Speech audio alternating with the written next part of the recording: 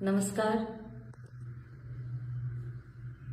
હવે આ જે ભાજપ સરકાર છે એમનું માનસિક સંતુલન ખોવાઈ ગયું છે, કેમ કે એમના જે મોટા મોટા કૌભાંડો છે ને, અને ચેતરભાઈએ જે કાઢેલા, તો હવે ચેતરભાઈને જેલમાં મૂકી રાખવા માટે એ લોકો કેવા કેવા ષડયંત્ર રચે છે. આ સરકાર જે ગાંધીનગરમાં બેઠી છે એ ભૂલી ગઈ છે કે એમને જનતાએ કેમ ચૂંટીને મોકલ્યું છે. એના જનતાના કામો કરે છે, ફક્ત એમને કૌભાંડો કરતા આવડે છે. મનરેગાના કૌભાંડો હોય, શિષ્યવૃત્તિના કૌભાંડો હોય, બસ કરોડોમાં કૌભાંડો કરીને કેવી રીતે પોતાના ખાતા ભરે અને વિદેશોમાં મિલકતો વસાવે, આ બીજેપીની સરકાર અને એમના કાર્યકર્તાઓ મંત્રીઓને એટલું જ આવડે છે.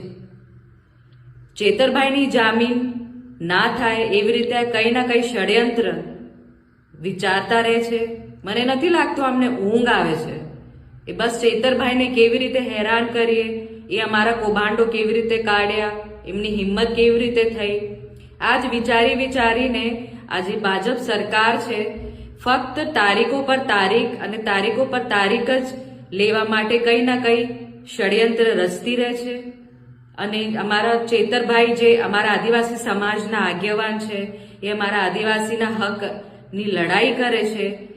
એક સામાન્ય માણસ, જે બિચારો ખેડૂત માણસ હોય કે એક મજૂર માણસના પૈસા આજે ભાજપ કે કોંગ્રેસના લોકો ખાઈ જતા હતા, એને ઉજાગર કર્યું તો એમને એટલું પેટમાં દુખી ગયું કે ચેતરભાઈના પાછળ પડી ગયા છે આ લોકો.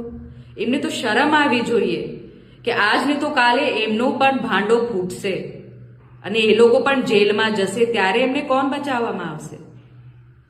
આટલા ચેતરભાઈ તો ખોટી રીતે ગુનો ના કર્યું હોય અને એવી રીતે એમને જેલમાં પૂરવામાં આવ્યું છે, ખોટા કેસીસ કરેલા છે. અને જે મર્ડરર્સ છે, રેપિસ્ટ છે, બુટલેગર્સ છે, જે કૌભાંડો કરેલા છે, એ લોકોને એક બે દિવસમાં જામીન મળી જાય છે. આ કેવું ન્યાયતંત્ર છે? તો આ ન્યાયતંત્રના ખિલાફ આ સમાજ ઉઠે.